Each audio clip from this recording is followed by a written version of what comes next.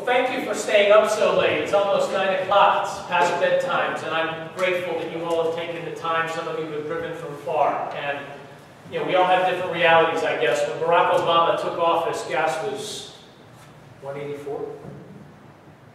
Now, part of that, to Mr. Crow's point, is that we've seen a big depreciation of our dollar that's frankly gone along with this. But the truth is, there's a lot to do, isn't there? I'm running for Congress for 3 reasons. And then there's a 4th thing on this card that I want to do when I get to Congress. So I would really ask that on your way out, you pick up a card or a bumper sticker, please. I believe that we need a pro-growth agenda, that we need to be growing our private sector economy, creating jobs by getting rid of regulation, lowering taxes, making it simpler, making it easier to do business, and stay here in America. Wouldn't it be neat if people came from South Carolina and Virginia to buy and to shop because North Carolina's tax rate was lower? Use that model globally. Use that model globally. Think about what we could do, what we could change if we made it attractive to come back.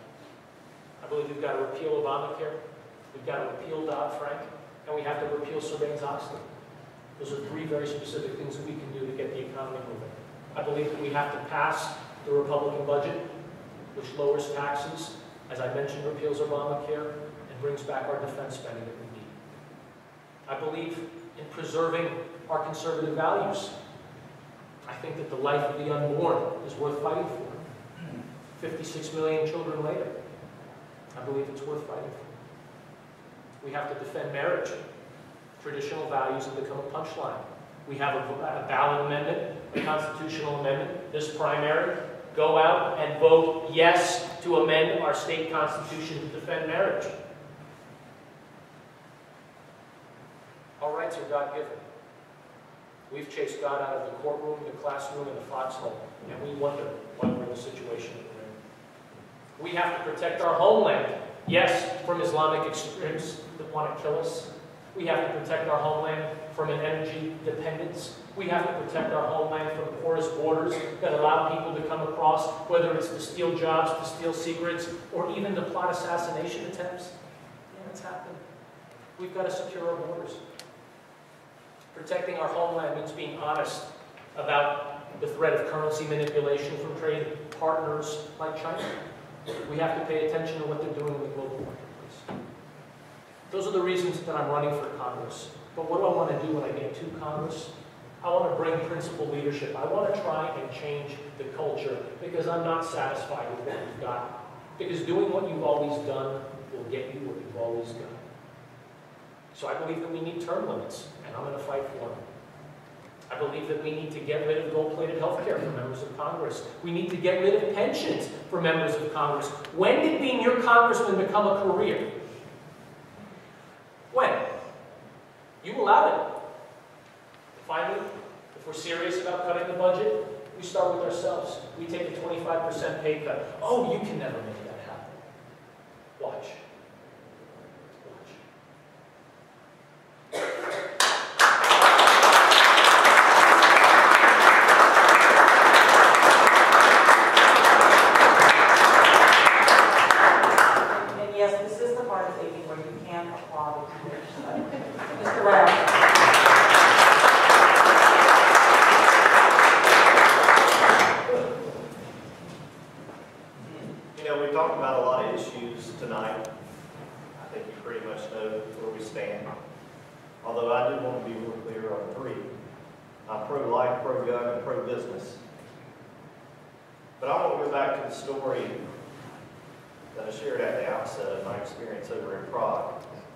My roommate was from Romania, and I remember one night, he and I were talking back and forth, and keep in mind, these students, they've never been to America.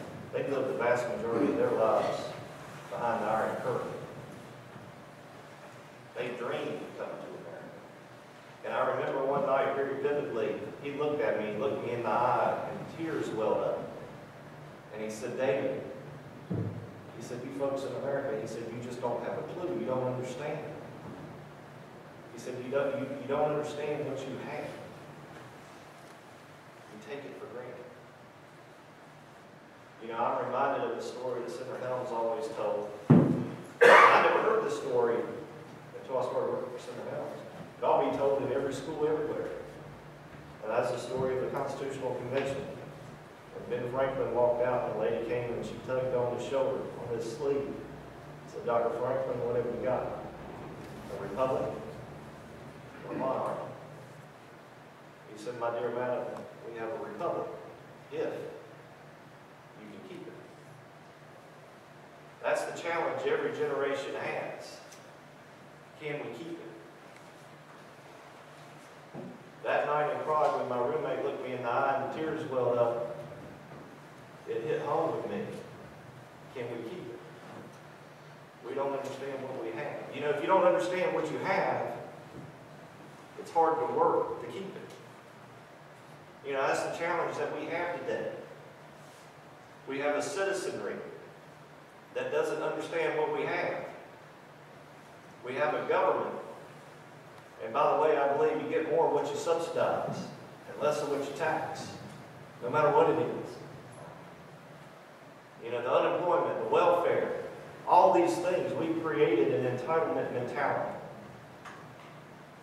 So this election, this primary, comes down to really to this question: who can get there and get the job done?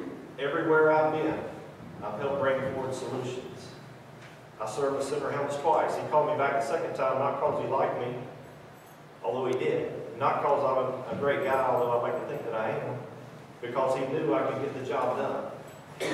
When I was elected to the state legislature, and when we took control, we won on cutting taxes, we won on cutting spending, we won on cutting the red tape and reforming the regulatory burden in this state.